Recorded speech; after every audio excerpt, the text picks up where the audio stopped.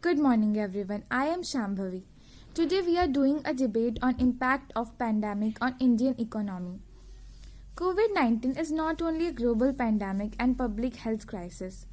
It has also severely affected the global economy and financial markets. Significant reductions in income, a rise in unemployment and disruptions in the transportation in income, service and manufacturing industries are among the consequences of the desired mitigation measures that have been implemented in many countries.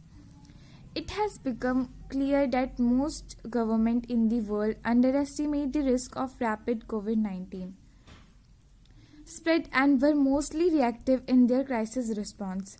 As disease outbreaks are not likely to disappear in the near future, proactive international actions are required to not only save lives but also protect economic prosperity. Thank you. Good morning, I'm Renu. The infection has not only become a public health crisis but also affected the global economy. The significant economic impact has already occurred across the globe due to reduced productivity, loss of life, business closures, trade distribution, decimation of the tourism industry, etc.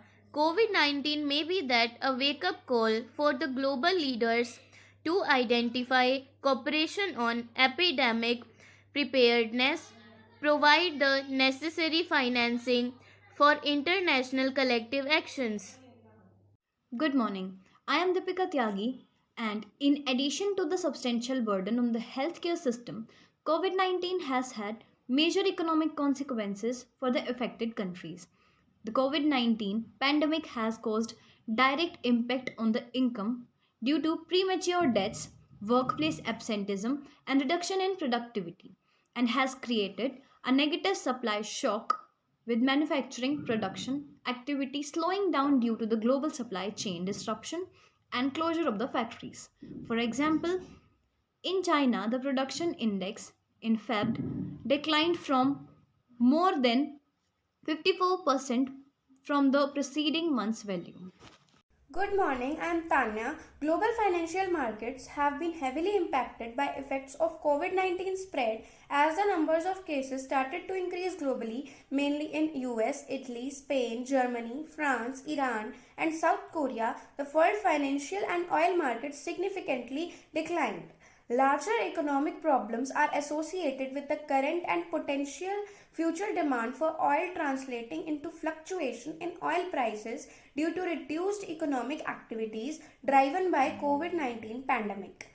Expected excess supply was also responsible for significant price reductions. If lower than expected oil prices continue, many oil dependent economies may contract following reductions in trade and investment. Myself Dolly Bhardwaj. Emerging market and developing economic with available fiscal space and affordable financial condition could consider additional stimulus if the effects of the pandemic persist. This should be accomplished by measures to help credible restore medium-term fiscal sustainability, including those that strengthen fiscal frameworks, increase domestic revenue mobilization and spending efficiency, and raise fiscal and debt transparency. The transparency of all government financial commitment, debt-like instruments, and investments is a key step. Is created an attractive investment climate and could make subsistence progress this year. As the spread of virus is like to continue disrupting economic activity and negatively impact manufacturing and service industry, especially in developed countries, we expect that financial market will continue to be volatile. There is still a global economy or largely short-term financial and economic consequences. In either case, it is evident that communicable Diseases such as COVID-19 have the potential to inflict severe economic and financial cost on regional and global economies.